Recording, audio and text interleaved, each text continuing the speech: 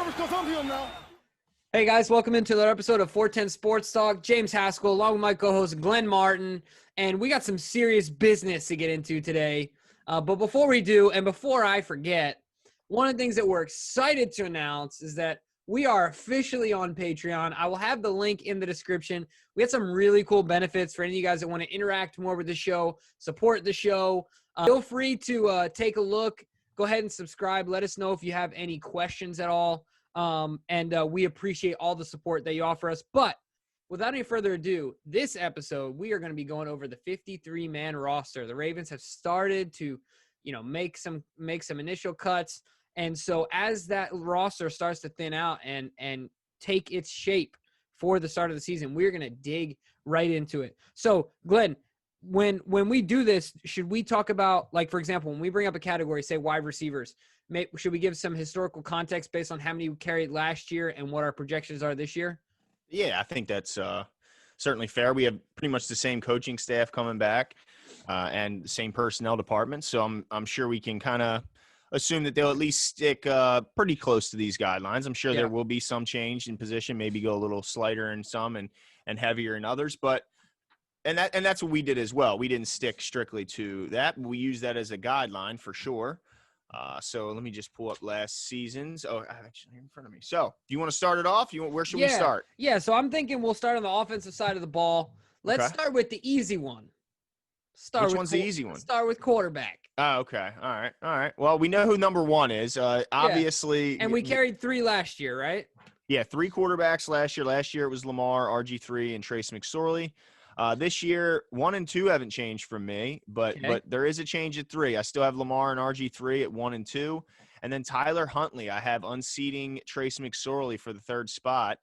And kind of I think it's a bit of a camp surprise. Heading into camp, I think everyone thought it was going to be the same 3 guys as last year and let's go. But I think McSorley is getting beaten out right now by Huntley, and I think Huntley fits the offense more closely to what Lamar does, and he can fit in easier. So, yeah, he might be a little bit behind in experience right now, but I think he will use this time in season to catch up and eventually will certainly surpass McSorley in almost every category. Yeah, so actually, to no surprise of Glenn's, I agree with the fact that Tyler Huntley is going to be our 3rd quarterback, most importantly because he's a Ute. Right. He's a Ute, so he's going to make the team because that's what we do. But aside from that, yeah, I agree with all of your points. He closer emulates the type of quarterback that we want to have if he's called upon to play.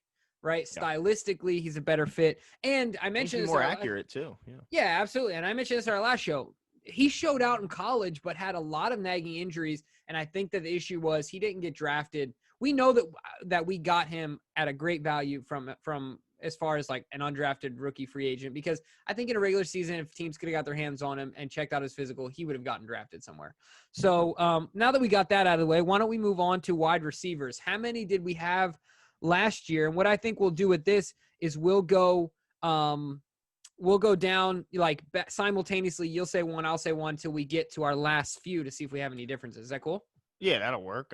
Last year they kept 6 receivers, and I think we can pretty much, like most Ravens fans, we can knock off the top 4 right, or top 5 right off the break. I mean, this is kind of an easy position.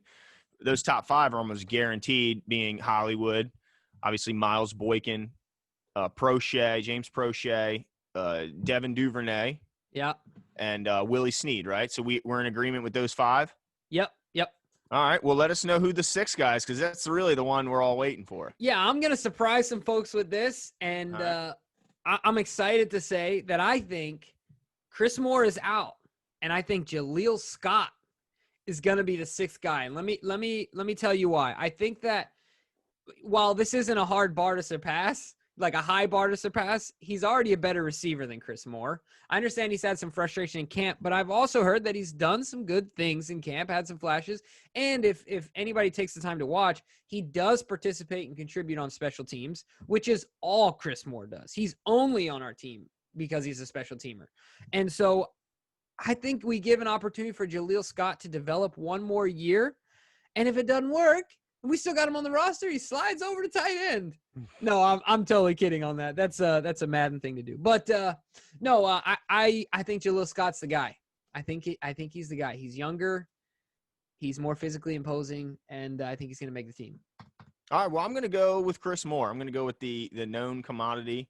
How much does it pain you to say that? Yeah, I'm not thrilled about it because I like guys that provide a little more versatility, and I don't think he brings you very much at all on the offensive end. But I do think he's a well above average special teams player, whereas I don't think Scott is that. I think he's below average at both.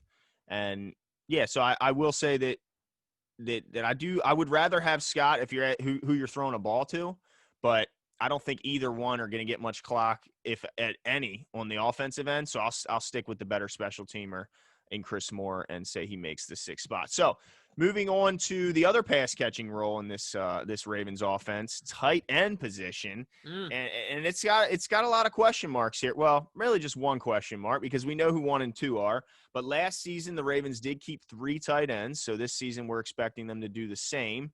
And I think we agree 1 and 2 are going to be Mark Andrews and Nick Boyle. Is that right? Yeah. Yep.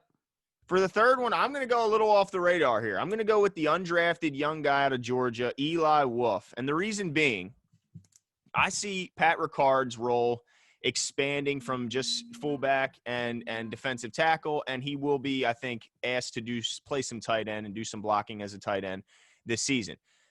Now, if we were to keep Jarrell Adams, who is Eli's direct competition for the third tight end spot, what I've heard is that he's known more for his blocking prowess than he is for his receiving. So we have a guy like Boyle, who's maybe the best blocking tight end in the league, and now we're sliding Ricard over. We're going to ask him to do some blocking, which we know he's phenomenal in all types of blocking. So we got 2 good blockers there that we could throw in. If Andrews is to go down for a couple weeks, I don't know if we have another pass catcher at that tight end spot, and that's why I think they go with Eli Wolf, because he provides that air attack threat.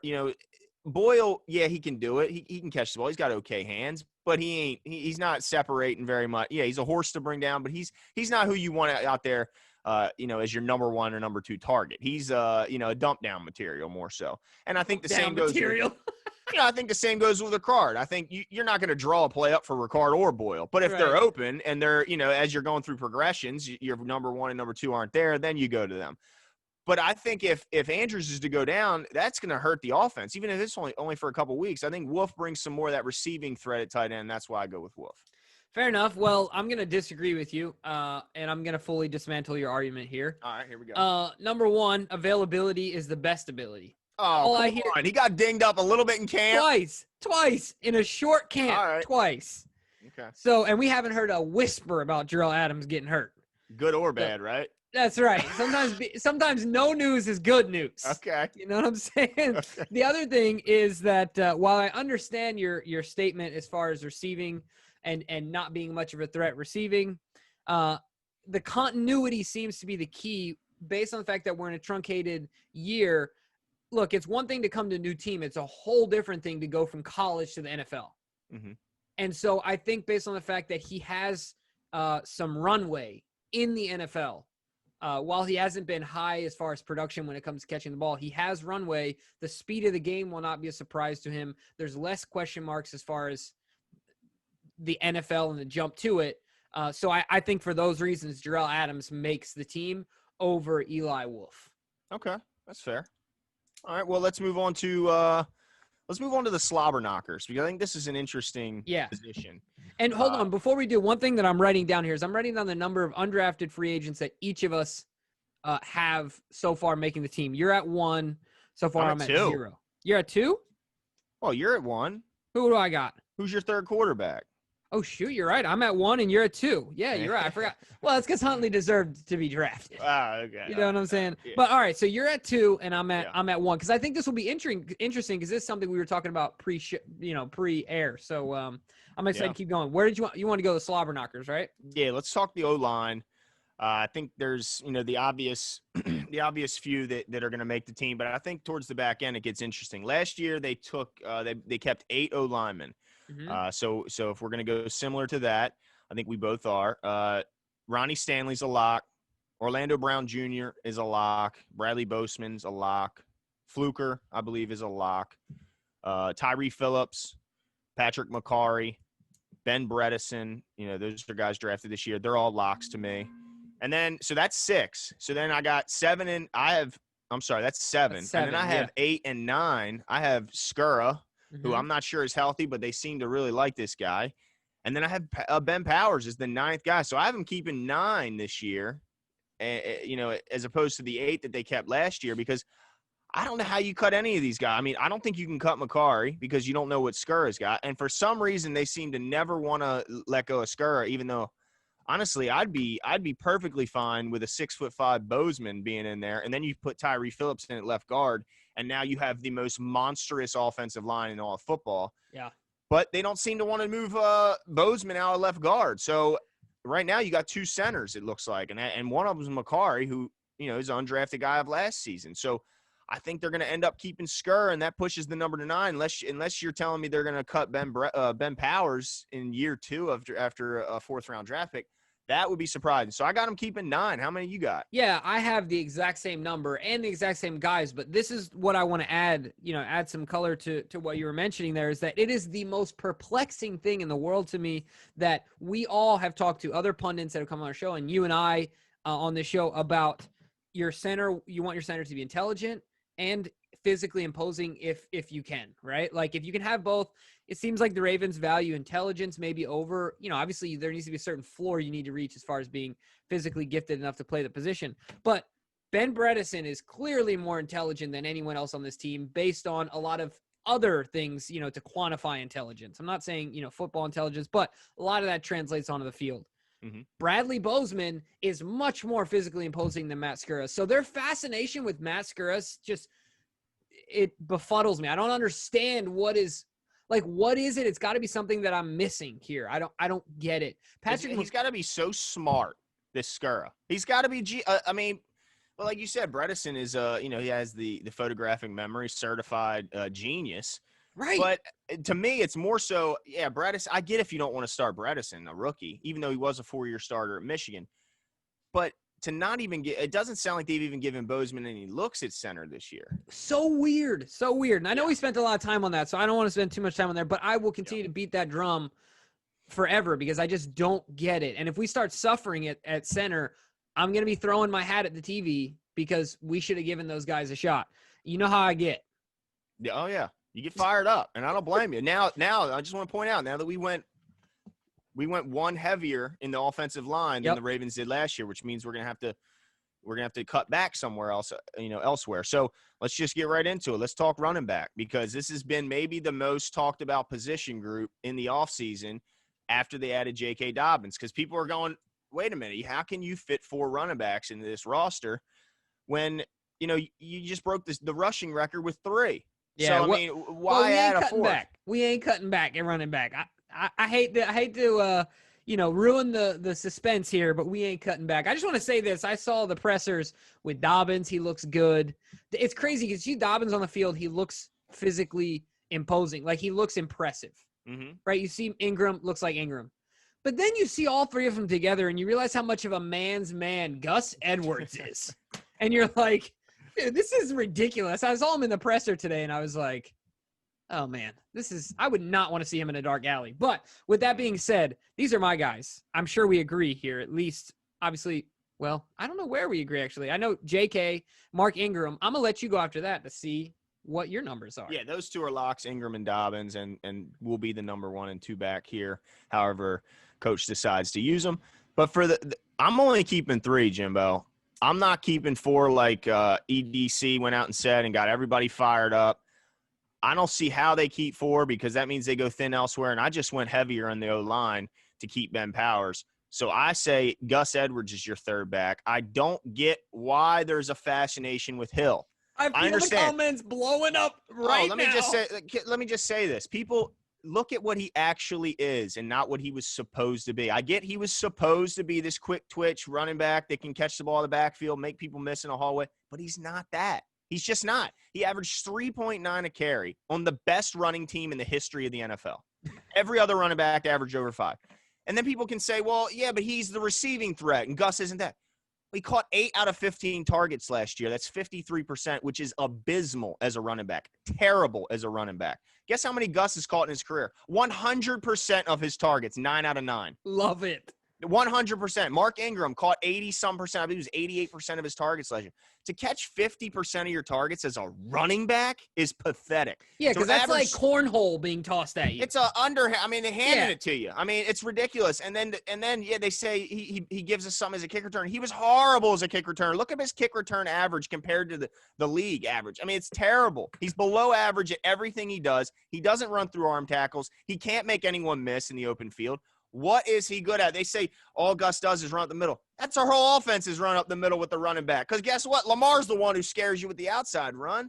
So they can say that all Gus can do. What Gus can do is never lose a yard, ever. He never gets hit in the backfield. And he only runs for 5 yards a carry. I mean, that's all he can do. I mean, he can just totally dismantle a motivated Steeler team in Week 17 that needed the win, and he went for 130 or something against them. Yeah.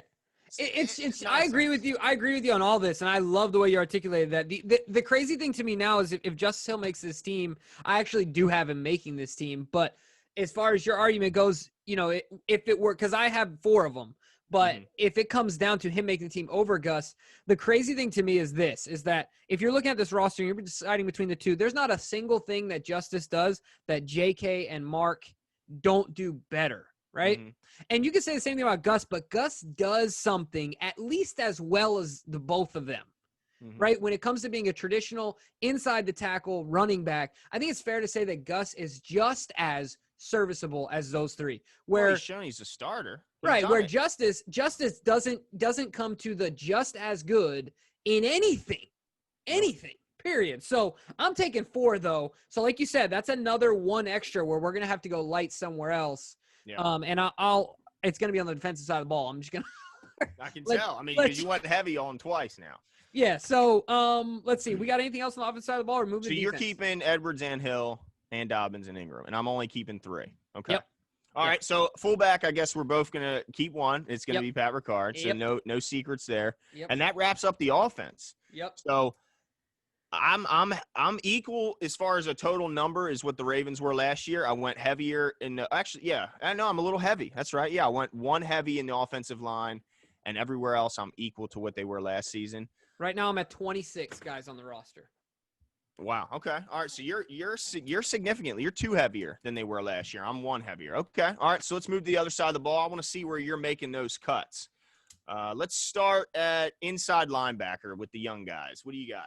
Sure. So some guys, I think, once again, as we've been doing, starting with the locks here, Patrick Queen, obviously, Malik Harrison, obviously, LJ Fort, obviously. I'm going to go with 4 inside linebackers. How many did we go with last year? Last year, they went with 4 as well. Yeah, so I'm going with 4. My 4th guy is Chris Board. I've been hearing some good things about him in camp, in Twitterverse. So I'm going with Chris Board based on his activity on Twitter. Yeah, I got to agree with you. I think the only battle there was between Board and Alaka, and I've watched some of the training camp, and Alaka, to me, when they did some of the one-on-one drills with the running backs, he didn't look that good, and we don't have a lot to base it on. So, and we're talking about the 4th spot, so I got to give it to Board. Right, fair enough. All right, well, let's go outside. Why don't you give me your locks? Yeah, so obviously Judon is a lock. Jalen Ferguson, sack daddy. He's not going anywhere. Tyus Bowser. This is a big year for him, make it or break it type year if he wants to get a big second contract, so he's not going anywhere. And then Pernell McPhee is my 4th, and there's a fly in my house somehow, and it's very distracting to me. Oh, my goodness. I am not used to having a fly in my house, and it is just really distracting me. I thought your burp was really nasty, and you were doing this. Oh, no. I'm wiping it away. No, It's a daggone fly in here. I don't know how a fly got in my house. Anyway, but, where was I? Oh, yeah, linebackers. So, Tyus Bowser and then Pernell McPhee, because as far as what I have here, they kept 5 is what I'm seeing. Is that right? Okay, yeah. Okay, yeah, I'm seeing 5, and I'm only keeping 4. So Judon, Ferguson, McPhee, and Tyus Bowser. All right, fair enough. So I have. Wait a second. Did you say McPhee? Yeah. Okay, good. Yeah, so I have McPhee, Jalen Ferguson, Tyus Bowser, Matt Judon, and I have Jihad Ward. All right, is he not making your team, or is he on the D line? Jihad Ward. Yeah, I have him as D end on mine. Okay, got On you. my So I sheet. have him I as think our sheets are just look a little different. Yeah. yeah. So those are the guys I have as my edge defenders, is what I'm calling them. Okay. All right. That's fair. So 5 of them. But I lumped in Jihad. He's kind of a He's an outside linebacker, DN. You know, he can do both. So that's kind of how I classified him. So all right. So we agree then as far as the outside guys go. Yeah. All right. Let's move on to D line. What do you think? Yeah. So I have at D tackle, I have him keeping obviously Wolf, Matabike, and this is where I have Ellis also. What's this? Justin Ellis, I believe it is. Yeah, Justin Ellis and Justin Matabike. So I have 3 D tackles. So Wolf, Matabike, Ellis. And then at D end, I have obviously Class Campbell, and then there's the Jihad Ward. And then nose tackle, I have Brandon Williams and Broderick Washington. Because you remember, last year I think they went a little slight at nose tackle, right? Or no, DN. At DN, they went a little slight. They only had one player listed as a DN. Now, that's to start the season because we know that they did a lot of additions to the front 7 as the season went along. You mentioned Ellis. That daggone fly just came back to talk to me.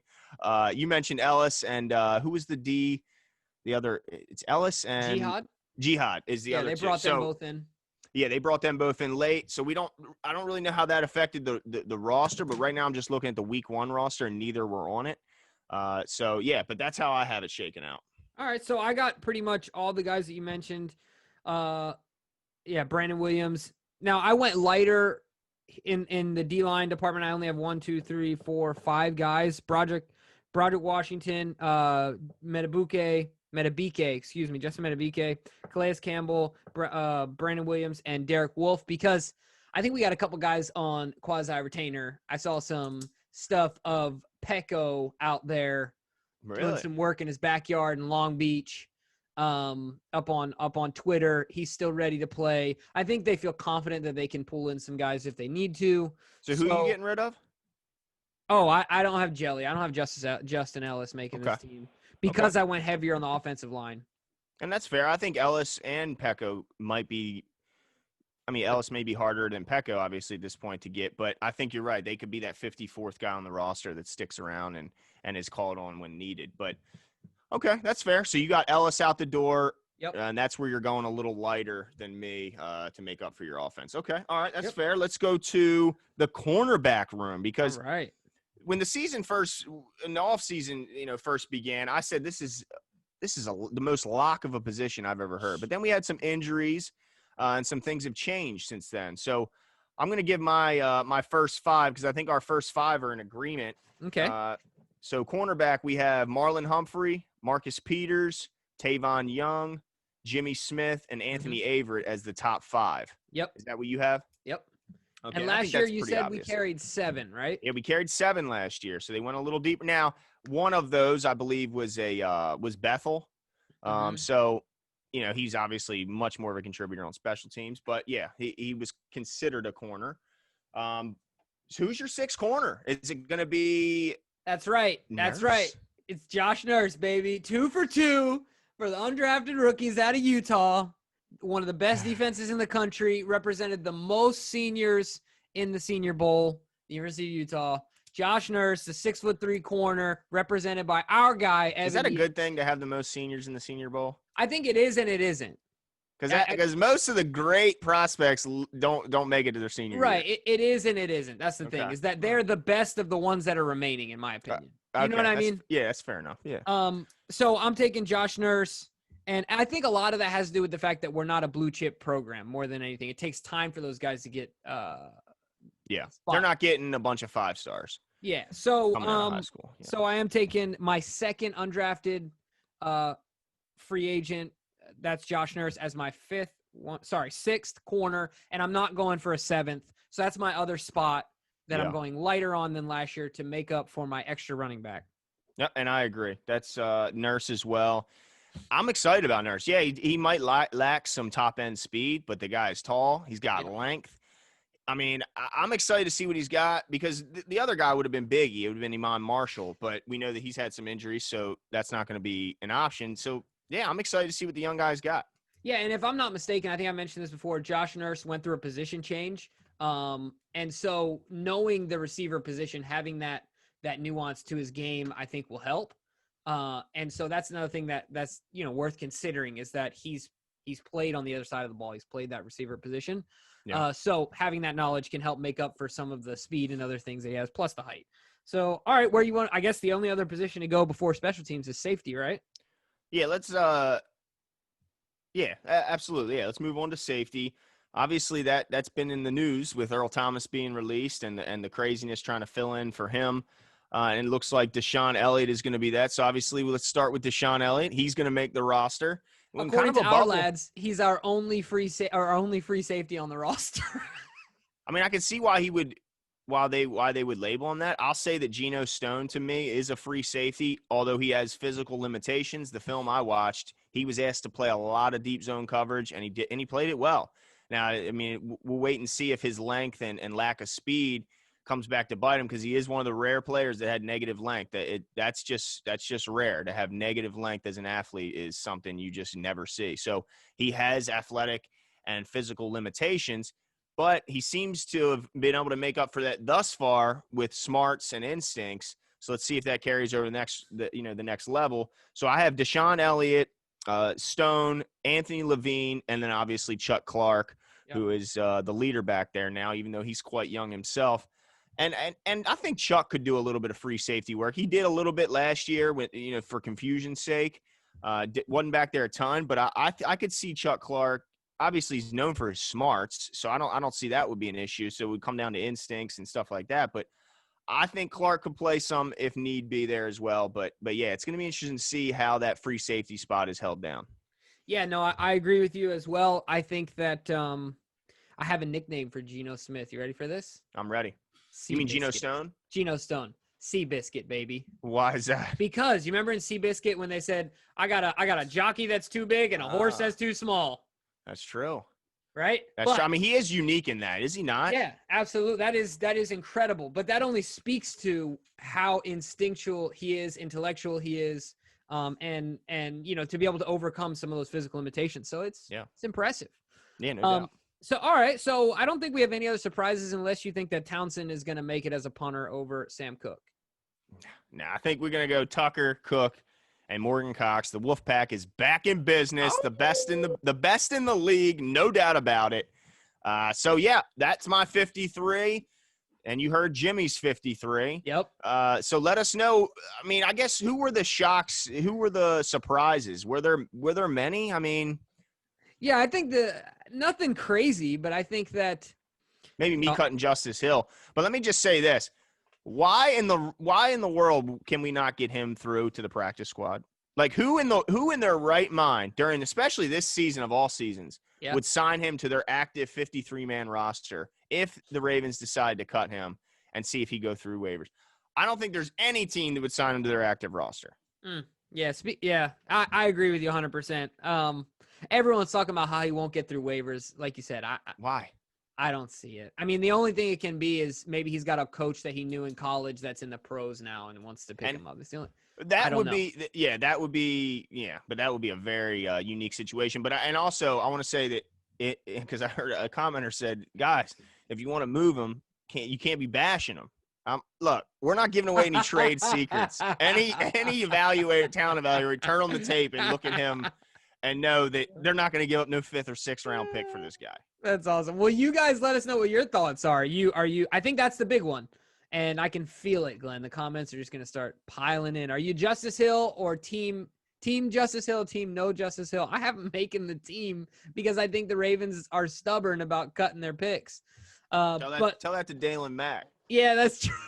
So let us know what you think. Look, we got a lot of things that you guys can do to interact with the channel. Obviously, leave your comments, leave your like. Make sure to hit the subscribe button. And then also check out our Patreon like we mentioned. And we'll be back soon. See ya.